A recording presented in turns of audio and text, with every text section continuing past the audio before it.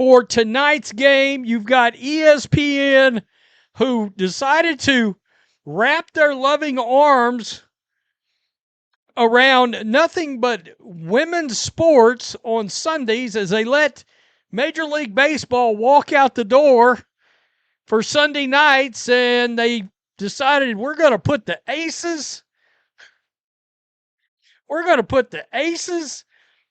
and a stronger sense of caution has settled over discussions surrounding the league.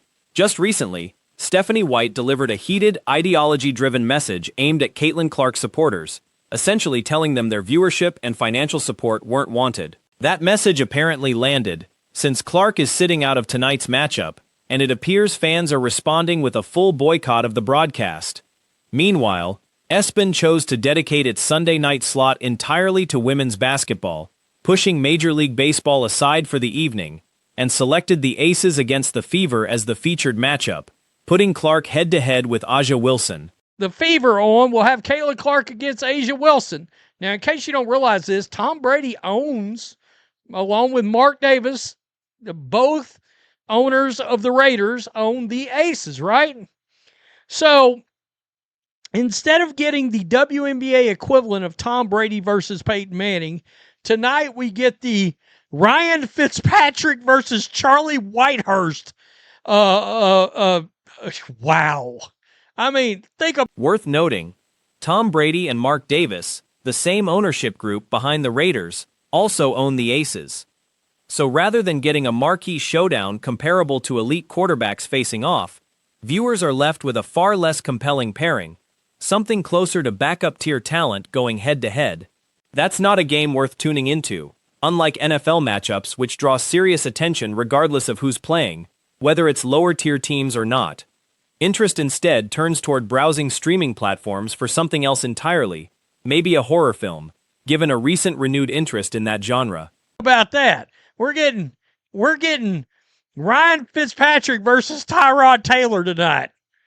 I won't be watching that. I'm going to skip it. Now, if it was the NFL, I would watch because I'm a freaking sicko when it comes to watching anything national football. Panthers versus Jags. Sign me up. You can sign me up. Right there. Saints versus Cardinals. Social media reaction from Clark's fan base has been intense. The Fever injury report confirmed Clark's status for tonight, ruled out. Framing it plainly, many are calling it more than an... What time's that start? Fever versus Aces. Wonder what kind of good horror movies are on Amazon right now. I mean, I've been on this horror movie kick all of a sudden. I used to run a horror website. I don't know if people realize that or not. Anyway. Woo. Caitlin Clark fans on social media are not missing. The Indiana Fever... Some joked their fishing plans just improved. Others speculated the team should hold her out of the following matchup entirely, given how things have played out, wondering aloud whether there's some pattern to her repeated injuries, questioning if returning too soon would only lead to another absence down the line. Predictions circulated that she'd likely play just one game of the upcoming back-to-back before sitting the second one out entirely. Comment after comment echoed similar sentiment, not watching, uninterested in seeing another guard control the ball in her place, disappointed that simply watching Clark play basketball this season has become such a struggle. Injury report dropped, of course. Caitlin Clark, status report for tomorrow's game, that's tonight. Caitlin Clark out, back. Let's just keep it real. Caitlin Clark out, assault. I mean, come on. Fever fans, woo-wee. Gotta tell you. Let me rephrase. Caitlin Clark fans, woo-wee. They're out. One fan reframed it sharply, suggesting her prolonged absence reflects an organization and coaching staff failing to have her back, rather than a legitimate injury. Several expressed a strange sense of relief in having a reason to disengage entirely from the franchise. Others clarified their loyalty lies specifically with Clark rather than the team as a whole, with one admitting it's unfortunate given an appreciation for another player on the roster, Sophie Cunningham, but that the coach's recent comments soured that goodwill completely. Criticism piled on, describing the coaching staff and front office as among the least competent in the sport. They're out. No Caitlin, no reason to stay. Yeah. Yeah, my status out until Caitlin Clark returns. Sneaky Pete, well, fishing is better at this point anyway. No doubt. Do not put her in for the Mercury game. That one to sit her out. Well, we'll have to see. We'll have to see. That's going to be interesting if that ends up being her first game. The comment section grew increasingly heated from there. Some demanded more transparency about the nature of the injury. Others leaned into conspiracy theories, suggesting deliberate targeting behind the ongoing absence, framing it as intentional aggression from opposing players. One comment singled out Alyssa Thomas directly, arguing she deserved a suspension matching the number of games Clark has missed. Came back. Then we're going to have to be like, okay, what the hell's going on here, really? Are you really and truly, is there a conspiracy to get her hurt? If you put her back in, I think she's either going to miss all week or she's going to play the first game of that back-to-back and miss the Mercury game. Maybe. I don't think she's going to play both of those games, though. I'm ruled out, too. More fans chimed in confirming they'd be skipping tonight's broadcast, some using strong language to express frustration with the coaching staff's judgment, calling the entire situation disgraceful and entirely avoidable had the league handled things with more competence. Attention turned toward an image circulating of Kelsey Mitchell, the player stepping into the temporary starting role in Clark's absence, with commentary suggesting the coaching staff and front office were disrespecting the fanbase through their handling of the situation. Acknowledging the coach could watch the reaction and dismiss it as an overblown social media response, commenters insisted the criticism wouldn't stop, with some threatening to take the conversation to a much larger platform with a far bigger audience. Others emphasized they wouldn't be watching because player safety wasn't being prioritized, describing the situation as disrespectful toward the fanbase. Careful to clarify frustration wasn't directed at the substitute player herself, but rather at how team leadership has handled everything, feeling for her being placed in a difficult spot amid what some described as a damaging situation, shaped by the coach's choices affecting Clark's career trajectory. No CC, not watching the game. I would rather watch paint dry than watching Kelsey Mitchell dribble. All I wanted to do this year was watch Caitlin play basketball. I guess that was too much to ask for. Yeah, that's echoing a lot of fans. Seriously. What you meant to say is Caitlin is out with back issues because Stephanie White and the Fever organization doesn't have her back. A few said they'd only reconsider watching if the coach faced real accountability. Without Clark active, viewership on Sunday appeared to plummet entirely. Multiple fans confirmed they'd return once Clark is back playing, insisting the organization must do a better job protecting her, with some noting they were essentially following the coach's own suggestion not to watch. Looking through the responses, it's clear a large portion of the fanbase has ruled out watching tonight, with injury descriptions ranging across nearly every body part imaginable and reasons extending well beyond physical concerns to include front office decisions and coaching conduct. As the same level of problem as a person in Sophie Cunningham's case, showing up to her workplace with a stalker showing up to her workplace trying to get a package to her. They equate all of those as similar negatives. And the problem is that it's all under the big umbrella of online hate. Let's be very clear. What some people did to Dawana Bonner, and questions lingered over whether the front office and head coach had shown any real respect toward the supporter base, with a clear consensus that they hadn't. Some pointing out the coaching staff appeared to be actively encouraging the divisive tone rather than addressing it.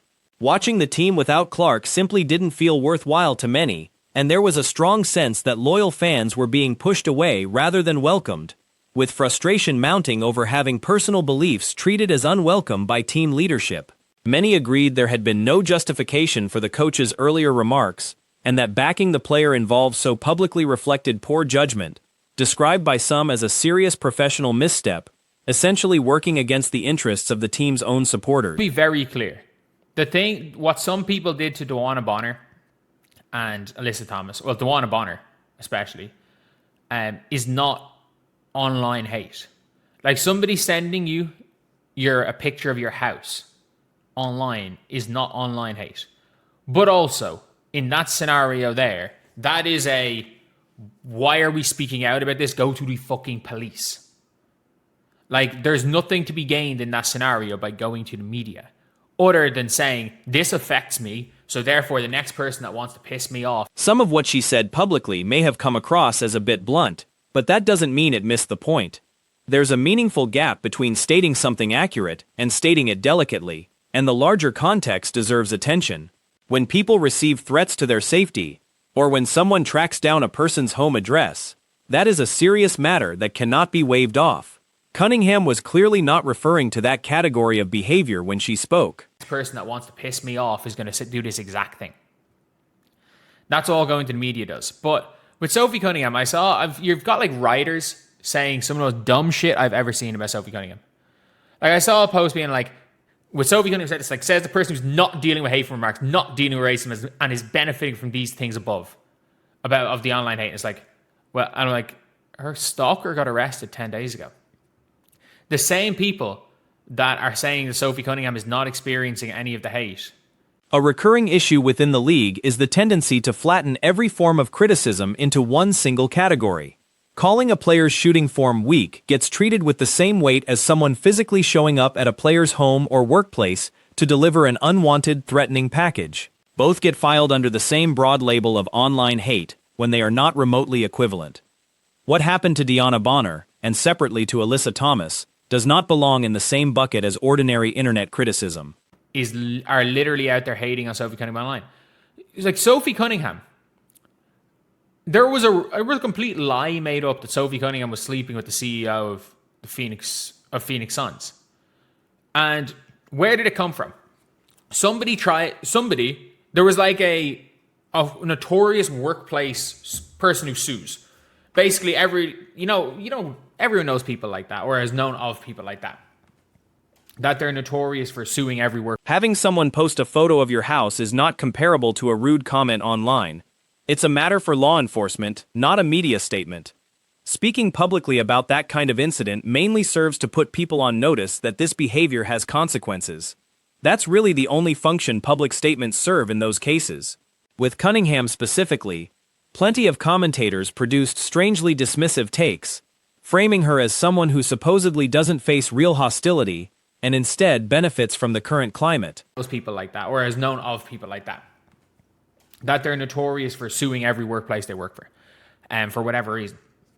And apparently she just handed in a list of stuff and just listed a whole bunch of just lies. And in it says she overheard somebody talking about how somebody else told them somebody else was sleeping with Sophie Cunningham. Like, that is all it was. It was in a lawsuit. And the person who... That framing ignores the fact that a man who had been stalking her was arrested only a short time ago. The very people insisting she isn't targeted by hate are often the ones publicly attacking her online. There's also been a completely fabricated story claiming she was involved with a team executive. All it was in a lawsuit. And the person who allegedly lied throughout it. Allegedly lied. I don't know exactly the person. But... What was said in the lawsuit, which was, again, allegedly fabricated. Either way, even in the lawsuit, it wasn't alleged that Sophie Cunningham did it. It says she heard someone who heard someone said that she did. Like, what are we doing? What are we actually doing? And that is being spoken about by Sophie Cunningham's haters like it's fact. The origin traces back to a workplace dispute involving someone known for repeatedly filing lawsuits against past employers. In the filing, that person claimed to have overheard someone say they'd heard from someone else that Cunningham was involved with this person. That's the entire chain, third-hand hearsay buried in a legal filing that may itself have been largely fabricated. And so by Sophie Cunningham's haters like it's fact. Like it's fact. Like if you ever see any of those, there's one of these weird pages where it's like, oh yeah, anonymous tips. Anytime it's like, oh yeah, this WNBA player has been caught cheating on their partner with an owner. Oh, Sophie Cunningham, you can't call her a star. It's Sophie Cunningham. It's like, I don't understand how the player who gets in the top 5 most hate of any player in the WNBA in Sophie Cunningham. Like, after Caitlin Clark and Angel Reese, after the two of them, Even within that filing, nobody directly alleged Cunningham did anything. It was several layers removed from any first-hand claim. Despite that, detractors have repeated it as settled fact, the same way anonymous gossip. after Caitlin Clark and Angel Reese, after the two of them, and Brittany Griner, let's be very, very clear. Let's be very clear, especially after what happened with her, like, and Brittany Griner. We're going to put them as the top 3 who get most hate. And then there's a gap. Then maybe it's Sophie's getting close to that. But after that, there's a gap. There's a big gap after that. Like, Sophie Cunningham, there are not 5 more players in the league that get more hate than Sophie Cunningham.